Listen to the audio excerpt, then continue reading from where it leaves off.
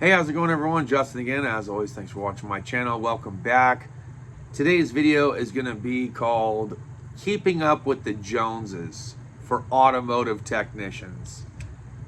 Hilarious, so guilty, so true. Let's talk about it. Cheers to those of you who have your beers. I hope you're enjoying the final days of your work week. All right, keeping up with the Joneses. So, when I first started off as an automotive technician, told you guys when I went to community college and I was just starting off over at Sears Auto Center, I kind of had a mixed thing going on here. See, when I started off at Sears Auto Center, I had a very small selective portion of Craftsman. I had 1/4 inch, 3/8 drive, I had a little tiny hammer, a soft dead blow, and then some oil filter pliers in this little carrying case. Like, I think it was a Craftsman rally box or something like that. But when I had to get my tool inventory set up for community college, my buddy and I, Jamie, went to Harbor Freight, and I purchased Pittsburgh and pretty much everything Pittsburgh. I figured out which stuff failed right away. I figured out which stuff would last right away. That's why I've got so much experience with them. I know a lot of people on this channel. They've seen me go to Harbor Freight numerous times. You guys have known me to do Harbor Freight content well before they even gave us things. And even after my sabbatical and not receiving things, I don't plan on receiving things. If they send them to me, great. If they don't, they don't. But you should understand that this content that I'm trying to provide you guys with is affordable content. Content that I think that you guys would be worthwhile to pay attention to. Also know this, Harbor Freight has one of the most diverse tool stores in the entire world. Think about Home Depot. How many welders do they sell? How many plasma cutters do they sell? What are the price ranges? Think about O'Reilly's Auto Parts. Do they even have a welder? Do they even have a plasma cutter? How many special tools does O'Reilly's have that Harbor Freight does not? How many tools does Harbor Freight have that O'Reilly's does not? Back and forth. You know, you go back and forth, back and forth. Each one of these stores has something special to offer, don't get me wrong. There's a lot of special offerings, especially in the home and garden and construction. Obviously, Home Depot kind of has that on a lock. But as far as automotive is concerned, and that's pretty much what this channel is about, they really don't. They do have a good selection of wrenches and sockets, but they really don't have specialty pullers, diagnostic tools, or anything like that. So let's be honest. When it comes to the automotive content that you guys are looking for, Harbor Freight's pretty much going to have the majority of it. And what they lack, O'Reilly's, AutoZone, Napa, if we had a CarQuest, if we had an Advanced Auto, they would make up for. Couldn't tell you about a Menards, don't have one nearby. Okay, kind of getting off track. Keeping up with the Joneses, meaning like, hey, that tool catalog came out. Everybody's getting the latest and greatest sweatshirt. Everybody's getting the brand newest 3/8 drive ratchet in this one specific color. Oh, I've been doing it long enough to where all my mixed mutt tools can now all be one product because I've made enough money, saved enough money, or have just enough available credit to where I can buy all of one thing. We talked about mechanics having OCD. What we didn't talk about is them trying to keep up with the Joneses, meaning the latest and greatest, the newest tool that is being brought to you through other mechanics or other technicians that are stepping foot onto these tool trucks, seeing them online, seeing them on YouTube, and then telling you guys about it so that way you want to go out and get it. Making sure that you are part of the club, right? There was this huge Techie Tone pandemic thing for a while. Everyone was all about Techie Tone or Tecton. Everyone was all about Icon, to include myself when they first started coming out. Icon's still producing specialty tools. They're not all the way there yet. Gear Wrench doesn't have it all the way figured out yet, but there was a Gear Wrench thing for a little while. Jeff actually brought that to our attention. Now, I first saw Gear Wrench at the Sears Auto Center in the tool department. We had Craftsman tools that were still made in USA. They have now gone away and is now made in China. Craftsman that's now sold I don't believe they have gear wrench at Lowe's. It's been a while since we've been to Lowe's. But one thing that went hand in hand with Sears was they had Craftsman and they started developing gear wrench. Gear wrench was the Taiwanese. Craftsman was the made in the USA. Now Craftsman's made in China and gear wrench is made in Taiwan, and Taiwan is somehow better than China. Okay, so that's kind of where we're all at. Rest to the side. But Amazon, Jeff Bezos, 2-day shipping if you have Prime. 4-day shipping if you don't. Pretty sure most of you can wait 4 days, and a lot of you do. And a lot of new tools that are coming out from like Astro and Capri and some other, just, there's always going to be a new tool brand. There's always going to be a new fastener. Part of this process is the manufacturers are always changing the fasteners on the motor vehicle.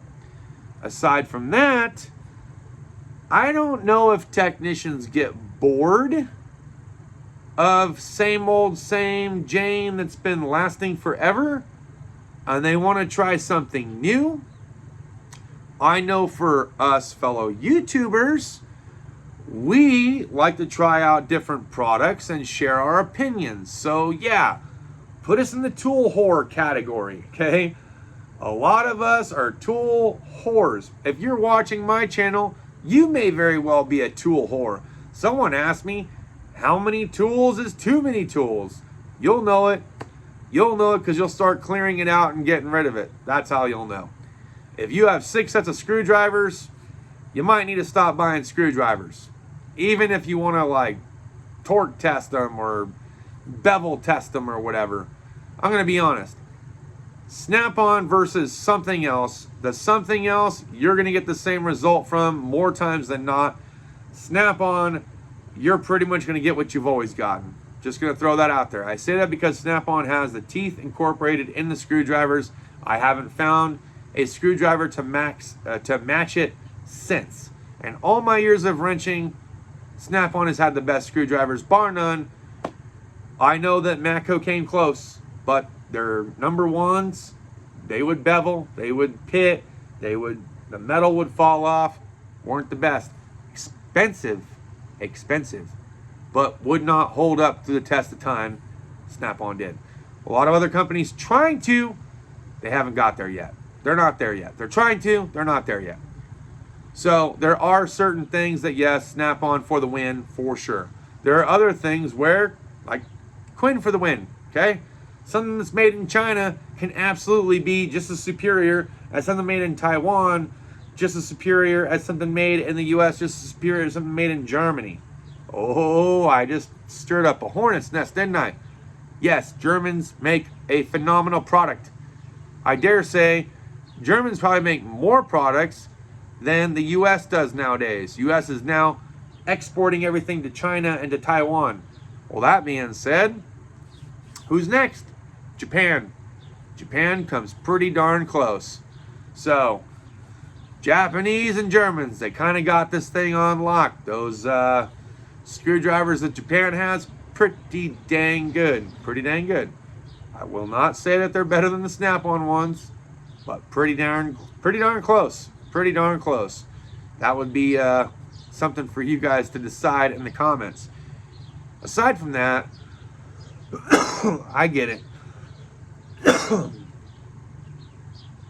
I was there. Us mechanics, us technicians, we're like a bunch of women on a tool truck, dude. Ooh, shiny. How much? Ooh, how much are my payments? Okay. Roger, go Dodgers. Let's do it, bro. Put it on there. Send it. I want it. It's just the way that it goes, man. You get caught up in the moment. It's pretty. It's new. It's shiny. It's a different color. Oh my God, they're bringing back the 80s and they got the neons and I gotta have it. And you know what? I can't just have one. I've gotta have a full set. It's just the way that it goes, dude. I'm telling you. This is all part of keeping up with the Joneses. Or seeing that lube tech. That you're like, dude, he could not possibly be making anything more than I am. But you don't know his living conditions. He could be retired, military. He could be living with his mom. He could have a very rich auntie and uncle that just gave him some inheritance. He could be a treasure baby. You don't know, but what you did see was that he just got done wheeling off a 56-inch Snap-on toolbox, and you're like, where's mine? I've been rolling out of this Harbor Freight for God knows how long. When am I going to get my Snap-on box? It'll happen. You don't think it'll happen. And a lot of you say, ow, in 26 years and 16 years and 30 years, I've never gotten rid of a single tool, and I've never, ever traded up and down in a box, ever.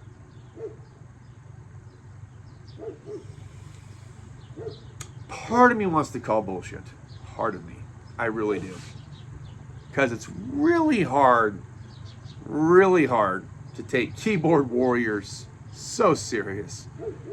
Part of me wants to call BS. The other part of me is like, you know what? Then you are one of the few, my friend. And you stay lucky. Stay lucky, stay away from trends, and by any and all means, please list it down in the comments and let us know how you did it. I know, it's the first rule of it. Stay off the damn truck. I understand, but it is so incredibly difficult, and I'll give you a couple of reasons why. One, there are some guys that'll go out to that tool truck during a work day and spend 15 to 30 minutes on the truck. 15 to 30 minutes. Now, you guys give me a lot of crap about smoking cigarettes. You really do. I'm not on the truck that long. There was once upon a time ago, I might have been on the tool truck for 5 to 6 minutes, all to film some tools that they had on there, ask a couple questions, make my payment, jump off, I was done. More times than not though, I'd skip a truck day, or I would go on and make a payment or pay my payment over the phone. There were other times that I was on there for the exact amount of time as somebody else, but I will tell you, a lot of these non-smokers, they will sit there and stand there and they will stir up conversation. They will do whatever they gotta do to stay out of that shop and kill 30 minutes to an hour. I've seen some guys on there for straight up a full lunch, come off, then clock off for lunch, go to lunch, and then come back to the job. Hey, whatever your productive bonus is, and if you've already met and exceeded it and you want to take some extra time, I guess go for it. I can't be jealous about that. If you're a hustler, hustle. But if you're on the other end of the spectrum, you probably don't want to be on the tool truck that long for a multitude of reasons. One, you don't want to lose your job because you're always on there for 30 minutes to an hour at a time. Two, the tool truck guy's actually going to probably start asking you to leave for taking too much time on his truck, because these guys are in business for themselves. They're trying to get from shop to shop in a very timely manner. Even Jeff, towards the very end of our days of doing videos with Jeff, was like, dude, I can give you about 5 to 10 minutes. Said, that's all that I need, Jeff. You know me, man. 5 to 10 minutes. Quick little panoramic, couple of questions, pay you, I'm off the truck. So, don't worry about keeping up with the Joneses, dude, because this is going to be a lifetime thing. You're going to have plenty of time, especially if you're just starting out in this industry. Give yourself some time. See if you like it. And if you do like it, you don't have to buy everything all at once. We all know that. You can buy it piece by piece. Yes, I understand OCD kicks in. You want the same color, the same brand. You want a full rack of full sockets, nothing missing. I understand all this. Oh, I don't want cheap because it's going to round the fastener. I get it. I've heard it. I've explained it. I've seen it. I've done it. I understand. And I'm here for you. And I'm trying to tell you that, well, if you want to end up in a financial pickle like myself after about 10 to 14 years of wrenching and you want to be a little bit broke.